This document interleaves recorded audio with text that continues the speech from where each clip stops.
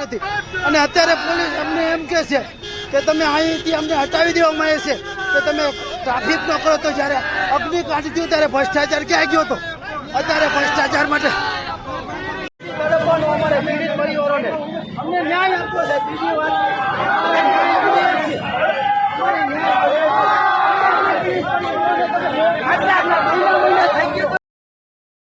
કોઈની સાથે હવે બળજબરીથી નથી. અમારે ન્યાય જોઈએ છે. અમારી બેન જોઈએ.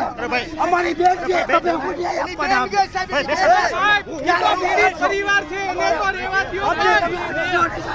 અમારે ન્યાય જોઈએ. અગ્નિકાંડને 1 મહિનો રાજકોટ બંધ, નબળો ધણી બેરી પર શૂરો, પોલીસ પરિવારોને પણ ન છોડે. મૃતકના ભાઈઓએ કહ્યું, અમે ગુનો નથી કર્યો, અમને ન્યાય અપાવો. રાજકોટ 12 ગેમ ઝોનમાં થયેલ અગ્નિકાંડને આજે 1 મહિનો પૂર્ણ થયો છે, ત્યારે આજે પ્રથમ માસિક પુણ્યતિથિ નિમિત્તે પીડિતોને ન્યાય અપાવવા માટે કોંગ્રેસ દ્વારા રાજકોટ સ્વયંભૂ બંધનું એલાન કરવામાં આવ્યું છે.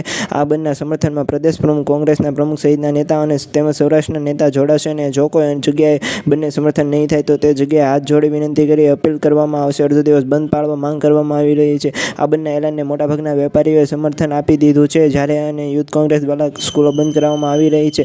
રાજકોટ નાના મોવાડા રોડ પર જિગ્નેશ મેવાણી પહોંચ્યા. 12 ગેમ ઝોન નજીક આવેલ દુકાનોને બંધ પાળવા વેપારી અને કોંગ્રેસ ધારાસભ્ય સહિતના આગેવાનોએ 2 હાથ જોડીને વિનંતી કરી છે. રાજકોટની શાન ગણાતી સોની બજાર પણ બંને સમર્થનમાં જોડાય છે. સોની બજારની તમામ દુકાનો અને શોરૂમ આજે બંધ જોવા મળી રહ્યા છે. રાજકોટ બંને વેપારીનું સમર્થન મળી રહ્યું છે. શહેરની મુખ્ય બજાર ગણાતા ધર્મેન્દ્ર રોડ પર વેપારીઓએ સ્વયંભૂ બંધ પાળ્યો છે. કાયદો અને વ્યવસ્થાની સ્થિતિ કથળે નહીં તે માટે શહેરમાં પોલીસનો ચાપતો બંદોબસ્ત ગોઠવી દેવાયો છે. તમે ઘરે બેસીને લાખો રૂપિયા કમાવતા માંગતા હોય તો આજે 299 રૂપિયાનો કોર્સ લો અને આવતા મહિનેથી 1 લાખ કમાવાના ચાલુ કરી દો. તમારી આખી જિંદગી બદલાઈ જશે. ડિસ્ક્રિપ્શનમાં લિંક આપેલી છે, ત્યાં ક્લિક કરીને કોર્સ કરી દેજો.